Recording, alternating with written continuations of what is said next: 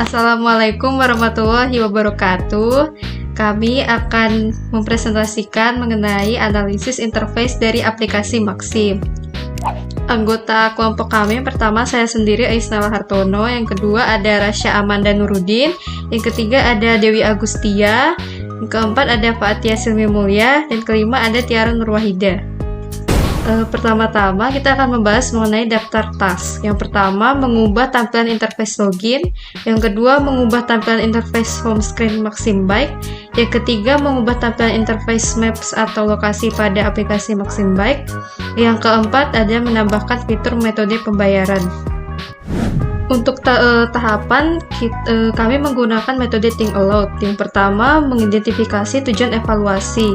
Setelah itu, memilih target pengguna, lalu memberikan instruksi kepada pengguna terhadap interface yang akan dievaluasi. Lalu pengguna memberikan feedback saat menggunakan aplikasi. Setelah itu menganalisis hasil evaluasi. Untuk task skenario-nya, yang pertama masuk ke aplikasi. Misalnya Andi berada di pusat perbelanjaan dan ingin kembali ke rumahnya di dekatnya. Ia memutuskan untuk menggunakan layanan ojek online Maxim Bike karena tidak memiliki kendaraan pribadi. Lalu Andi membuka aplikasi Maxim Bike dan melakukan login ke akunnya. Setelah itu yang kedua, Andi memilih fitur Maxim Bike. Setelah Andi terdaftar sebagai pengguna, ia memilih fitur Maxim Bike dari menu utama. Yang ketiga, memilih lokasi penjemputan. Andi menggunakan GPS untuk menentukan lokasi penjemputan dan tujuannya. Dia memasukkan alamat pusat perbelanjaan sebagai lokasi penjemputan dan alamat rumahnya sebagai tujuan. Lalu Andi melihat estimasi harga. Setelah memasukkan lokasi, pada aplikasi akan terlihat perkiraan harga perjalanan. Lalu melakukan pemesanan. Setelah memeriksa informasi perjalanan, Andi memesan Maxim Bike dengan menekan tombol memesan. Lalu menunggu konfirmasi pengemudi. Andi menunggu sebentar sambil melihat informasi pengemudi yang akan datang menjemputnya. Ia akan menerima notifikasi bahwa pengemudi telah ditemukan. Lalu berada di perjalanan, Andi naik Maxim Bike dan melakukan perjalanan ke rumahnya. Selama perjalanan, dia dapat melihat rute yang diambil dan mengikuti perkembangan perjalanan di aplikasi. Setelah itu yang terakhir, pembayaran. Setelah tiba di tujuan, Andi melakukan pembayaran melalui aplikasi. Selanjutnya ada task flow. Yang pertama T1 itu login, T2 menekan menu Maxim Bike, T3 memasukkan alamat penjemputan dan alamat tujuan, T4 lihat biaya perjalanan, dan yang terakhir adalah T5 melakukan reservasi atau pesan perjalanan. Selanjutnya ada observasi dari user untuk login aplikasi Maxim Bike. Saya membuka aplikasi Maxim sekarang. Pertama, saya akan login terlebih dahulu. Saya disuruh mengizinkan akses geolokasi dan mengizinkan nomor telepon. Kemudian muncul kode OTP. Setelah saya mengirimkan nomor telepon, kemudian saya memasukkan nomor OTP yang telah dikirim agar bisa login pada aplikasi. Namun ketika ingin login, saya beberapa kali kesalahan dalam memasukkan kode OTP dan harus mengulangnya lagi dan itu sangat menyulitkan saya ketika ingin login. Selanjutnya ada observasi dari user untuk melihat home screen pada aplikasi Maxim. Saya bingung kenapa di tengah halamannya putih dan kosong, di mana letak fitur-fitur lainnya hanya ada tujuan dan lokasi penjemputan. Ternyata fitur tersebut terletak di bawah dan saya baru melihatnya. Saya kira yang di bawah hanya gambar sebagai penanda bahwa ini aplikasi transportasi online, dan untuk fitur motor saya bingung kenapa menggunakan nama bike tetapi gambarnya motor, dan gambar motornya pun seperti motor untuk mengangkut barang bukan penumpang. Berikut adalah observasi user ketika melihat maps atau titik lokasi. User mengatakan, setelah menekan fitur bike, saya masukkan lokasi saya dan tujuan yang saya inginkan. Dan ketika saya tekan lokasi, yang muncul titik lokasi tidak sesuai dengan tempat yang saya sekarang, sehingga menyulitkan saya untuk mencari titik yang sesuai dengan lokasi saya. Sama halnya dengan tujuan saya tidak menemukan tempat tujuan yang saya inginkan, sehingga saya harus mencari titik yang dekat dengan tujuan saya. Pada maps-nya juga banyak tempat yang tidak sesuai dengan ikonik, sehingga membuat saya bingung tempat ini tempat apa.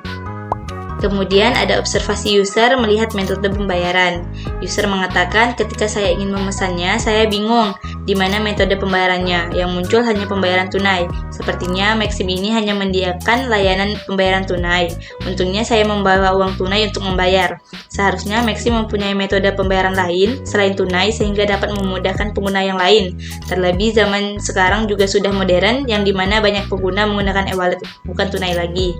Maxim bisa bekerja sama dengan e-wallet lainnya untuk meningkatkan pengalaman yang lebih baik. Berikut adalah hasil evaluasi kami setelah mengobservasi aplikasi Maxim dari pengguna atau user. Yang pertama, tampilan Maps monoton dan tidak ikonik. Yang kedua, belum ada tampilan metode pembayaran non tunai. Yang ketiga, bar pemesanan terlalu ke bawah sehingga kurang efisien ketika digunakan. Yang keempat, titik lokasi yang kadang tidak akurat.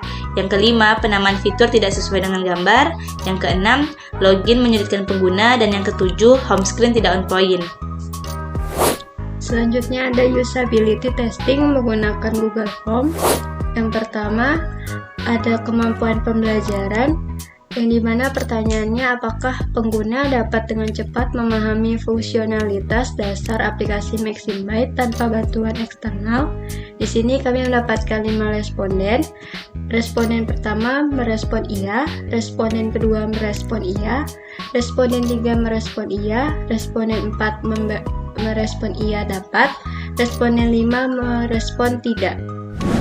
Yang kedua ada membahas efektivitas, yang dimana pertanyaannya apakah pengguna berhasil menyelesaikan pesanan mereka dengan efisien dengan menggunakan aplikasi tersebut.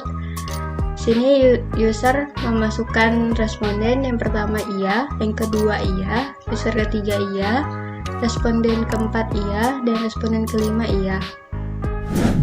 Selanjutnya, yang ketiga yaitu efisiensi, yang dimana pertanyaannya apakah pengguna dapat menyelesaikan pesanan dengan menggunakan jumlah langkah atau interaksi yang minimal. Di sini ada 5 user. User pertama merespon iya, user kedua merespon iya, user ketiga merespon iya, user keempat merespon iya, dan user kelima merespon iya. Yang keempat ada membahas kepuasan, yang dimana pertanyaannya bagaimana tingkat kepuasan pengguna terhadap desain, kinerja, dan juga fungsionalitas aplikasi Maxim Byte. Sini ada 5 responden. Untuk responden pertama merespon 7/10, responden kedua merespon saya merasa puas, responden ketiga merespon kalau udah tengah malam sudah jarang operasinya, responden keempat merespon sangat puas karena ada beragam fitur dan ada waktu batasan terkait driver sampai di titik penjemputan. Responden kelima merespon saya merasa puas. Berikut adalah activity diagram dari aplikasi Maxim yang telah kami analisis. Yang pertama, pengguna membuka aplikasi Maxim. Kemudian, sistem menampilkan aplikasi Maxim. Lalu, pengguna menginput nomor handphone. Kemudian, sistem memverifikasi nomor handphone dengan nomor OTP. Lalu, sistem memproses. Jika gagal, sistem akan kembali memberitahu pengguna untuk menginput nomor handphone. Jika berhasil, sistem akan menampilkan menu utama, lalu pengguna akan memesan Maxim. Jika pengguna tidak memesan Maxim, maka sistem akan kembali menampilkan menu utama. Jika iya, maka sistem akan memverifikasi layanan Maxim. Kemudian, sistem akan menampilkan pilihan pesanan pengguna. Jika pengemudi melakukan registrasi akun, maka pengemudi menerima pesanan pengguna. Jika pengemudi tidak menerima pesanan pengguna, maka sistem akan kembali menampilkan pilihan pesanan pengguna. Jika iya, maka sistem akan memberitahukan penerimaan pesanan. Kemudian, pengemudi akan menjemput pengguna. Kemudian, pengemudi mengantar ke lokasi tujuan. Lalu, pengguna melakukan transaksi. Program berhenti. Berikut adalah solusi dari penyelesaian masalah. Yang pertama, meningkatkan ukuran atau mengubah posisi bar pemesanan agar lebih terlihat dan mudah diakses pengguna. Yang kedua, menggunakan ikon yang lebih ikonik atau mudah diidentifikasi pada fitur Maps untuk meningkatkan keterbacaan dan daya tarik visual. Yang ketiga, mengganti nama fitur bike menjadi motorcycle untuk menciptakan konsistensi dan memastikan pemahaman yang lebih baik tentang layanan yang ditawarkan. Yang keempat, menambahkan opsi tampilan metode pembayaran tunai. dan non-tunai pada antarmuka pengguna. Yang kelima, meningkatkan akurasi GPS atau pemilihan lokasi alternatif. Yang keenam, menyediakan opsi pemulihan akun yang mudah diakses bagi pengguna yang mengalami masalah login. Sekian dari presentasi kami. Terima kasih. Wassalamualaikum warahmatullahi wabarakatuh.